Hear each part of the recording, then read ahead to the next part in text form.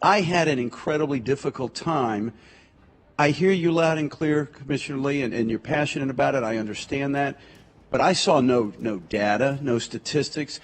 State loses money, a substantial amount of money. Essentially, we are propping up this industry. Like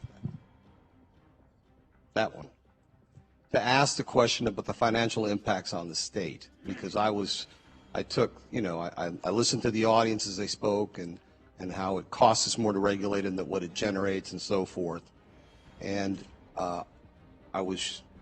his answer was, we take in more revenue than it costs to regulate that industry. So it's a little bit different than what you've said. So animals and so forth, and the degree. In fact, I'm told through the Racing Commission that one greyhound dies on average every 10 days. But I just wanted to stand up in response to some of the remarks that were just made.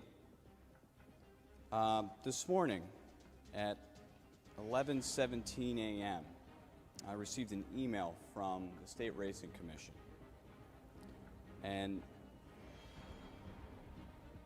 they directly contradict the numbers that we just heard regarding fatalities in the greyhound industry. We were very surprised by what we found in the kennel, the way that the dogs lived, the way that they were treated,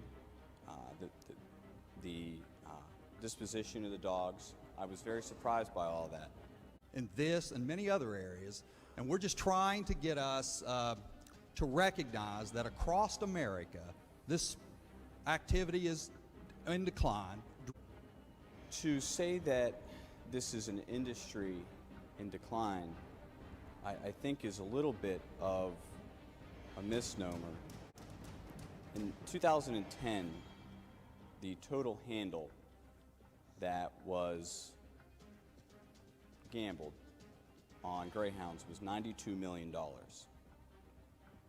In 2019, it was $124 million.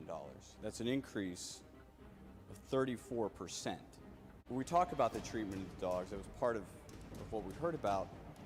There's an outside organization that is heavily involved in this. They have nothing to do with the state of West Virginia. They're not located in the state of West Virginia. Their only ties to West Virginia are their lobbyists that they've hired here. They were involved in outlawing racing in Florida. They were then played no part in the adoption of the dogs in the industry afterwards. They were not allowed to play a role whatsoever in that. And in fact, the quote that we heard from the head of that organization was, "Our ability to help with adoption domestically is in doubt." So they have no plan to help if this bill were to pass. They have no plan whatsoever if this bill were to pass to help with the dogs. My wife and I have a better plan because of that kennel visit. I'm now adopting a greyhound. Let me talk also about the treatment of the dogs.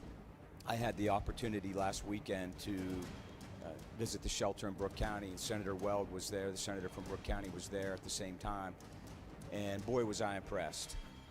I'm a dog guy. I've got 2 dogs at home. I mean, it was just very clear that these dogs have a life that's pretty darn good, and I don't dispute the fact that dogs sometimes are injured during these races and sometimes die, but there are certainly risks in any type of athletic endeavor. But I'm very comfortable in advocating for this industry based upon how these dogs are treated. Now, we heard a lot of talk about this grade 2K stuff the other day. Believe me, Y2K is more believable than anything that comes out of grade 2K.